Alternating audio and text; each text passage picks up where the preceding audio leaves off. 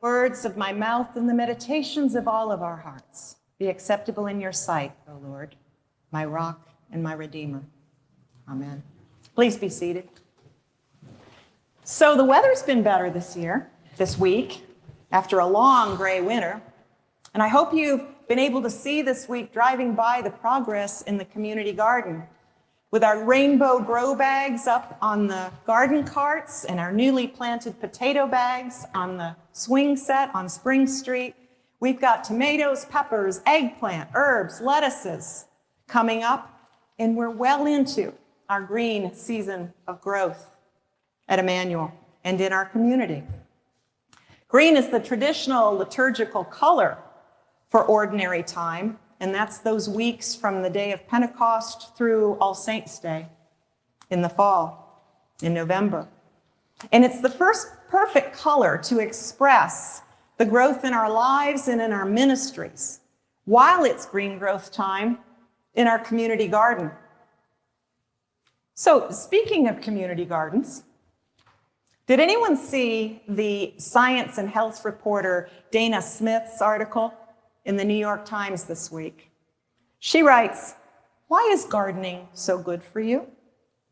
Digging holes can be a workout and a mood booster all rolled into one," she writes. "Gardening gives people a sense of meaning and purpose and an opportunity to nurture in a context that gives us feedback in real time. It's simple and obvious. Sunshine, water, nutritious dirt yields great big red ripe tomatoes right before our eyes." Smith says gardening gets you moving, forms connections, and gives a sense of well-being. And working with plants help people to see how they fit in the world and how we both affect and depend on our relationship with our natural environment for our own lives. This cause and effect relationship of our care on plants is so visible and immediate that we can see how we fit and how we matter in the world. In addition, especially for a community gardener, gardening can help grow connection and belonging both in the community and in the wider world. Gardening, like most of the things we do at Emmanuel, is a way of practicing right relationship.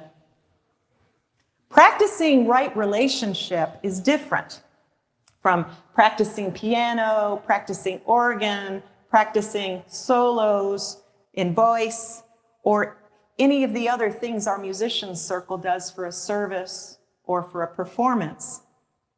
Practicing right relationship is more like practicing law or practicing medicine. It's the doing of the thing itself all the time, every day, as a habit.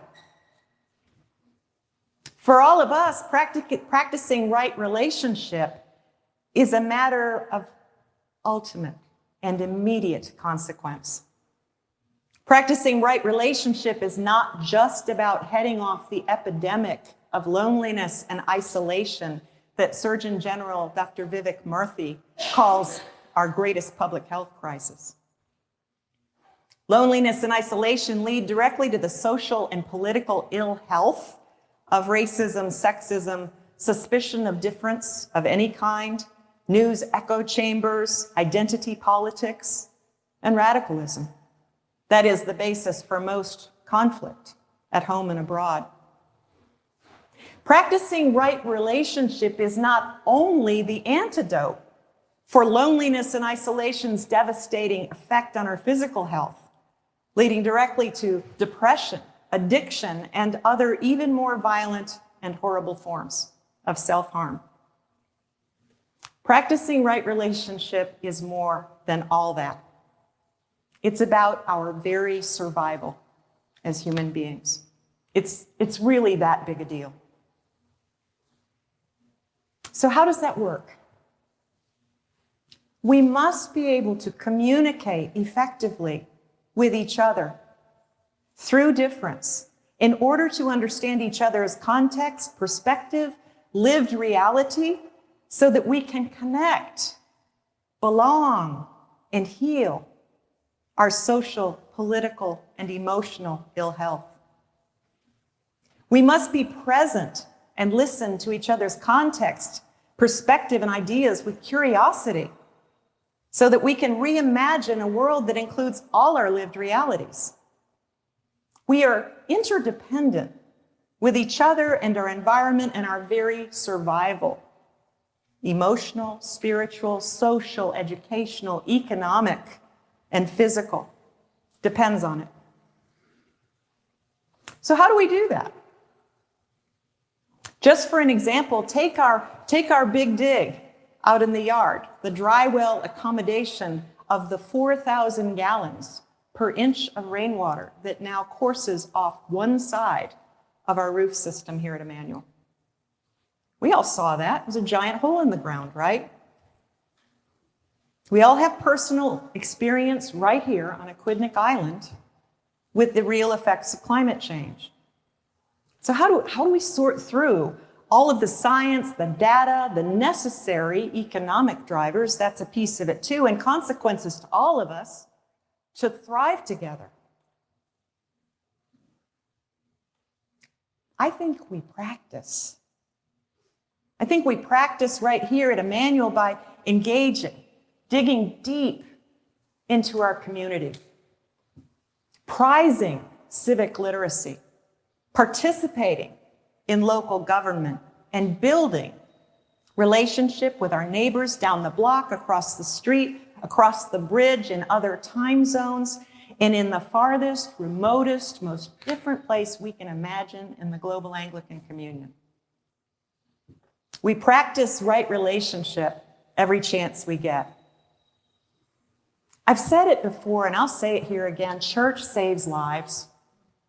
Synagogue saves lives. Mosques save lives. How is that, you ask? Because making it our consistent practice in life always to seek right relationship is to practice God. That is to engage in God's practices. So today we read about Samuel, who served as a priest and then became the first prophet and the last judge, first prophet, last judge in Israel. And I love that Steve Hutler read Samuel to us this morning, the first two verses of the passage in Hebrew, to remind us both of Judaism's, Christianity's, and Islam's common heritage in that text, and how very long that God has been trying to get us to pay attention to right relationship. Samuel is part of God's long project of right leadership and teaching right leadership. And Samuel's done a really good job in his time, they say so. But he's old, the people say, and his sons have a history of accepting bribes. That's the passage just before the one Steve read. They accept bribes to change their judicial decisions, cheating people in court. Well, that's not sustainable. That's not right relationship. The people tell Samuel they want a king, just like all the cool nations have, right? We want a king to go before us. God tells Samuel that it's God's leadership, not Samuel's. That's the problem, and that the people are rejecting. And he tells them to go ahead and anoint a king.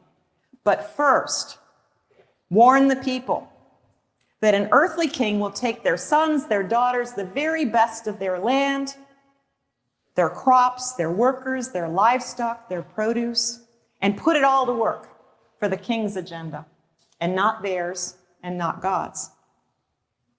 He will appoint for himself commanders, and some to plow his ground and to reap his harvest and to make implements of war and chariots. He will take your daughters to be perfumers and cooks and bakers. He will take the best of your fields and vineyards and olive orchards and give them to his courtiers. He will take 1/10 of your grain and of your vineyards and give it to his officers and courtiers. Now, it's easy to get distracted with this list of horrible outcomes and say, this is surely a critique of monarchy, or at least of earthly government. But I think we're missing something really big if we make our understanding that small. Don't lose the thread here. This passage is about right leadership, which means right relationship, which has its foundations in community and in the practice of God. Mark's gospel today makes exactly the same point. If a kingdom is divided against itself, that kingdom cannot stand. And if a house is divided against itself, that house will not be able to stand. So how do we practice right relationship at Emmanuel so that we can even begin to understand and effect right leadership and be agents of change in the world and in our own lives? Practicing right relationship means growing together, staying curious, listening to each other, and always being ready to learn something new or to change our minds. Practicing right relationship means working together to make a beautiful new altar for the crossing from our historical pews that we have moved to make space for worship and dancing. Practicing right relationship means recruiting volunteers for lawn care. It means planning music, food, and fun on the lawn for the Pride Day parade, and creating programs and relationships that engage us with the larger world. Practicing right relationship means working with Newport Classical to make the community bridge a reality, engaging people from different contexts, traditions, perspectives, and backgrounds on this common ground, to work together on how we fit together, work together, live together, matter to each other, and thrive together. And maybe, just maybe, gardening is the way to start. As we grow together in this green, ordinary time, we help each other to thrive, just like companion plants. Amen.